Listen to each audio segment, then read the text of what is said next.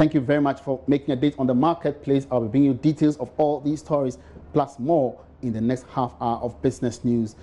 Thank you very much once again for staying tuned. My name is Emmanuel Boachi. Let's settle now for the first story. And banks' deposits have risen significantly over the last few months after the banking sector reforms. Head of Banking Supervision at the Bank of Ghana, Osei, disclosed that there has been an improved customer confidence among traders that banks can survive after the reform are capable of holding their funds.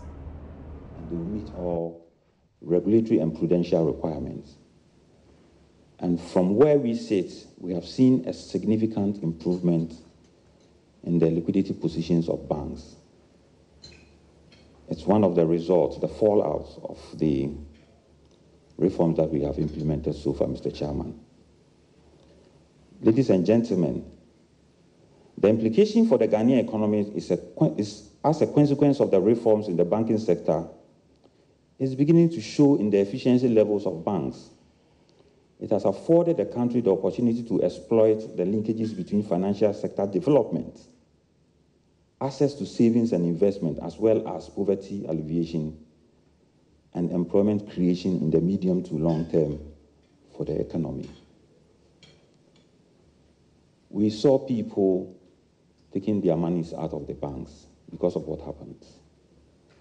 But the available returns that we have received recently indicate that banks' deposits are growing.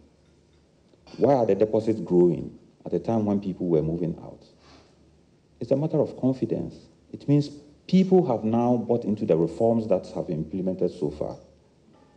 And for that matter, the Makola woman, the Kayayo, the public servants, my mother, your children, your parents, the old lady, the old man, thinks that the banks that have survived, have come out of the reforms, are capable of holding onto and maintaining the deposits that they put at the disposal of these banks. So deposits levels are rising.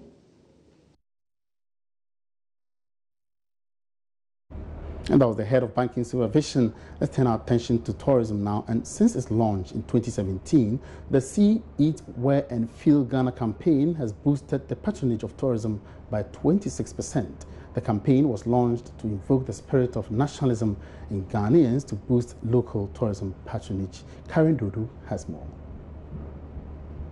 As part of its objectives to develop domestic tourism through Ghanaian culture and creative arts, the Ghana Tourism Authority, under the auspices of the Ministry of Tourism, Arts and Culture and its partner agencies, outdoor the See Ghana, Eat Ghana, Wear Ghana, Feel Ghana campaign. However, the issue of cost of accessing some of the nation's tourist sites continues to remain a concern for many. Chief Executive of the Ghana Tourism Authority, Akwesi Ajiman, explains that although the launch seems to be yielding results, it would stop at nothing to make tourism affordable for all Ghanaians. I believe if you go to most of our sites now, the issue on visitor attractions is not necessarily the price. It is really the issue of the hotels that people stay in and the facilities around the sites that people complain about, that our hotels are expensive. And so we started a conversation with the Hotels Association under the umbrella of GATOF. The GATOF is the Ghana Tourism Federation. And they've told us the factors of their costs, the various levies, fees and charges that are put on them coming. So we've worked with them, and currently there's a document that we've worked on, which is we've sent to the Parliamentary Select Committee on Trade and Tourism for them to look at, because I believe there has been no concerted efforts to harmonize all these things, and they are all affecting the cost of business for these operators. The overall aim of the authority falls on the government's plan to boost the tourism industry's contribution to GDP from 2.2 billion cedis to 8.8 billion cedis by 2027. Karen Dodo's report for Joy Business.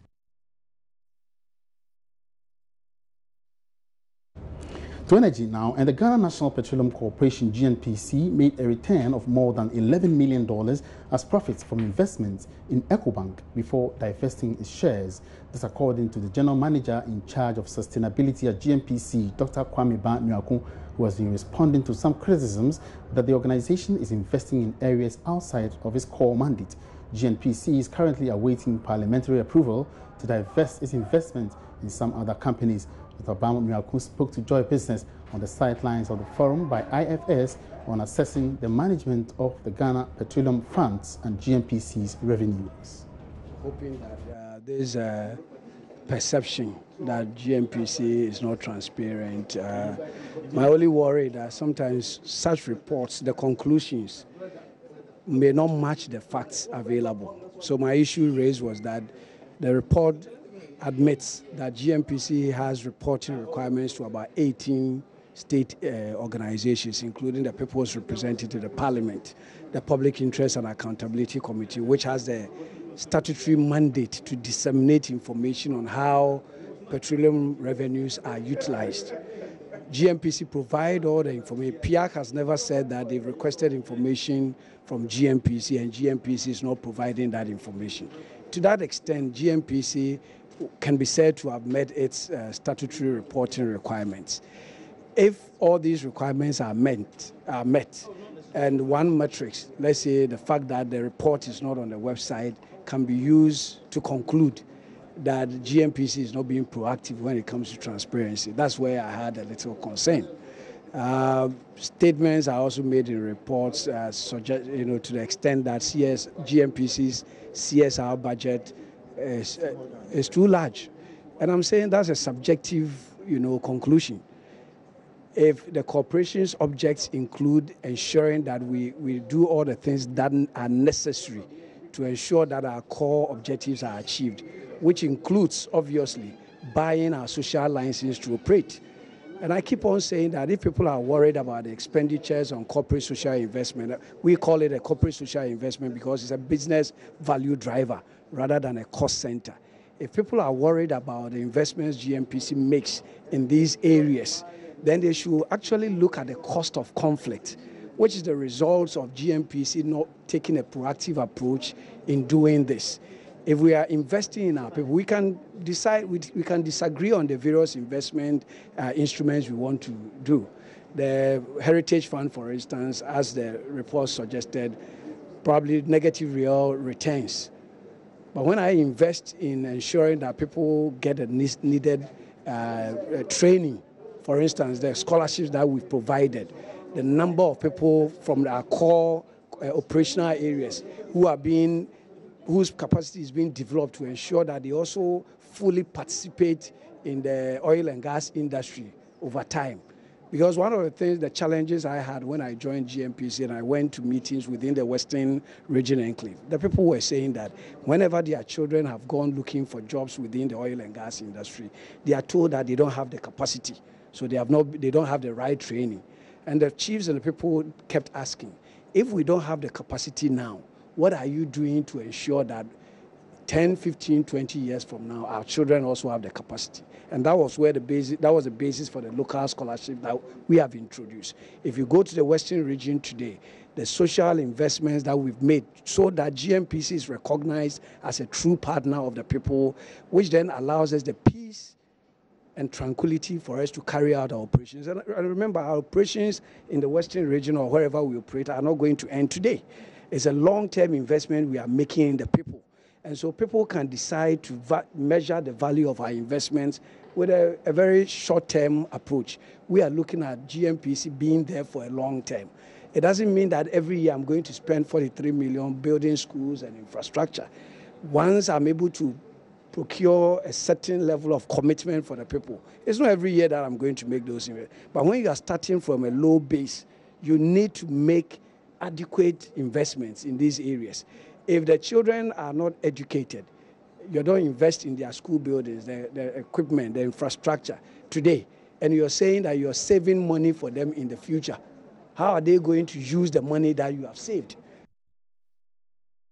Let's still stay within the oil and gas sector because there's some good news here. And Energy Minister John Peter Amewu says the Akufo-Addo-led administration is mapping out plans and strategies to ensure Ghana benefits fully from the oil and gas sector and not repeat the unimpressive gains made from mining over the years. John Peter Amewu said this when CEO of Aker Energy and the board presented the company's plan of development for the oil field to the minister for final approval to make way for lifting of oil. We're much aware about the production targets of Aker going up to a level of about 110,000 barrels of oil per day. This is equivalent to what our producing block currently at Jubilee is doing. And so for us, it's not surprising. And on that note, we want to say the addition of production target to whatever we have now is going to increase the revenue of this country. You are aware His Excellency's promise for the people of this country is to make sure that the natural resources that the people of this country own must be used judiciously. And on that basis, you witness the idea of the free education that we as a country are enjoying today. I have no doubt that the increase in production, the target in terms of revenue, is going to foster the good word of His Excellency. We have seen when oil has done to people in terms of the oil curse, the owners of the resources have not benefited. Ghana has been producing gold for the past 100 years. There's a total mismatch between Obuasi today and then Johannesburg. I have said several times that a lot more gold is taken for Obuasi than compared to Joburg. But if you see the extent of development, we have nothing to show. The oil that we have found in this country, we don't want to repeat those mistakes any longer in this country. On its part, CEO of Aker Energy, Jan-Arve Haugen, said the operation of his company will not only increase the recovery rate of oil in Ghana, but will also replicate the Norwegian example to maximize gains in the industry. The integrated PDO represents an overall plan for a phased development and a production of resources in the area. The peak and field development will be the first phase of the development, being the largest of several discoveries in the area. The field will be developed with ultra-deep waters from around 2,400 meters of water depth to 2,700 meters of water depth. And this is located now approximately 115 kilometers offshore Ghana. We are expected to commence the production approximately 35 months after we have made the final investment decision, which is following the relevant governmental approvals. And if you start counting, that means that we are now planning for production start in the beginning of 2022. Because we are an operator of Norwegian heritage, as the minister also referred to, we know quite a lot about the magnitude that we are embarking on. I don't consider myself as being old yet, but I still remember the early days in the oil and gas industry back in Norway, and through the stewardship by the authorities, ambitious investors, and one of the biggest achievements from Norway has been developed in oil companies and oil service industry, going from local to global suppliers. After working in Ghana for a year, I have a strong belief that this is also something that Ghana and the capabilities of Ghana can embark on.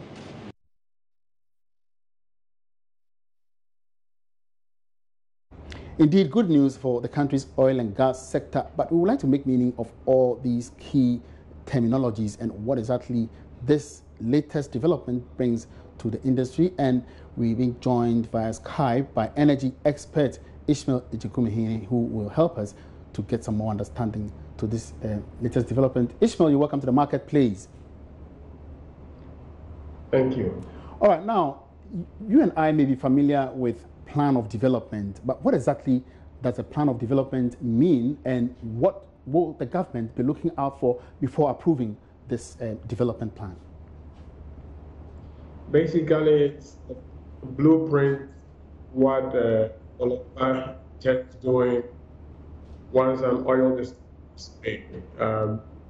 Spells out, for example, how many wells, whether they develop pipe and use an essentially what they intend to bring oil to commercial. Now, would this also have to do with, how to treat or cater for the coastal communities, dwellers within the catchment areas of the oil and gas drilling activities? Not quite. That should be taken care of by what we call the environmental impact statement, which would outline how it's going to impact on the livelihood people who live here. But this plan of development is basically what is offshore, the things that you and I see, but would ultimately result in production of oil. Now, within the oil and gas sector, the Norwegians hold a very impressive record. Now, moving on to our industry here, what exactly will this new development, bring to the oil and gas, the local oil and gas sector? Well, it's another feather in our cap. We gradually getting fields, not just field, but we go in the industry. If not for anything, it means more revenue, and it also translates more jobs. And depending on what we do, money, the knock-on effect. So for us, it's the industry, fledgling in that.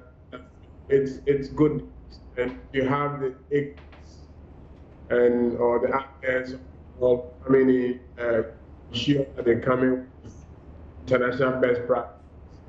That can only go to strengthen and especially for the future of the industry, we need to get more of these fields producing. Otherwise, deplete the jubilee and the industry would have ended. So it is not enough to make it happen, but you need to move to make sure that you are producing oil, say that you're producing country. Now, we've had some kind of lapses within some of our laws vis-a-vis the petroleum income tax laws and others. Now, with the coming in of ACE, we've had some challenges with Jubilee and Tallow. Now, by way of corporate tax payment, what do we have to do differently to ensure that the country actually benefits from taxation from these Norwegian oil companies? Well, what you get from your resource in terms of taxes, it's a function of the fiscal regime signed with corporate tax or the IOs. So we didn't sign agreement different from Jubilee. The agreement allows us to recover their capital investment in a 5-year period. And since taxation, you only pay tax when you make profit. Once you have, in this case, we are told a minimum of $4.2 billion. If you have to recover that 5 years, what it means is that they might not be in a profit position to be able to prepare. So if it's still the same arrangement that says that the capital allowances are reduced, then we probably didn't expect corporate taxes to be coming until after for the 5 years, unless production is increased significantly or the price of picks quite significant. So it is unlike royalties and the other sources, corporate taxes are linked to the profitability of the and because they are their capital over a period of 5 years after commercial production, it's unlikely in revenue coming from the corporate.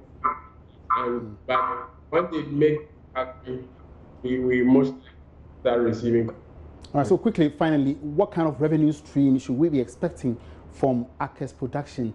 Is it by way of carried interest, participating interest, same royalties as pertains to the other fields already in existence, or what exactly? So it's a combination of all the things that you talked about. We still have royalties, we still have participating interest, 10%, corporate income tax, and all the other revenue sources are in that agreement. So it's very much like Jubilee. If they're going to start 100,000 and a plateau at 110, means that we're using more. We should expect revenues that the price of food remain as they or increasing. Many thanks for your time. Ishmael Ejekumhene is an energy expert. He's been helping us get some understanding into latest development where Aker Energy has submitted its plan of development for the oil field it is exploring and producing oil. Turning attention now to cocoa, and Ghana's cocoa and palm oil production will be receiving a major boost in the areas of technical and support services by International Development Organization Solidaridad under Phase 2 of the Sustainable West Africa Palm Oil Program and Cocoa Rehabilitation and Intensification Program. The programs, which are aimed at scaling up the cocoa and oil palm industries, will be funded by the Netherlands government with €25 million over a period of 3 years. While oil palm and cocoa is indigenous to Ghana, production is still on the low. According to the Ministry of Food and Agriculture, although Ghana has over 1.6 million hectares of cocoa and oil palm plantations, about 80% is owned by small-scale farmers. The average yield of oil palm farms is around 4 tons of fresh fruit bunches per hectare per year, whilst cocoa is 450 kilograms per hectare per year, which is only 25% of production capacity. Regional Director for Solidaridad, Isaac Jamefi, says his outfit will soon induce a number of interventions under Phase 2 of the Sustainable West Africa Palm Oil and Cocoa Rehabilitation and Intensification programs to help scale up production. We have to have small enterprises that can take charge of quite a number of farms, provide state-of-the-art support services that helps to optimize production and productivity. And that's what Corp 2 and SWAP 2 seeks to do, develop that service industry and assess that service industry to access finance. And grant financing cannot do all that. You need to use commercial risk capital, and that's why, again, we're working closely with banks and with impact investors, microfinance institutions, all with a view to seeing how we can develop the right financing products so that these SMEs can have access to it and be able to help a lot of our farmers in the oil palm and cocoa growing areas. The programs will be funded by the Netherlands and Swiss governments. Ron Stricker is the... And that's it for the marketplace today. Many thanks for your time and, of course, for keeping me company throughout the week with business. My name is Emmanuel Abuaji. We have to make a date, same time Monday, for more developments in the world of business. Have a great weekend and good afternoon.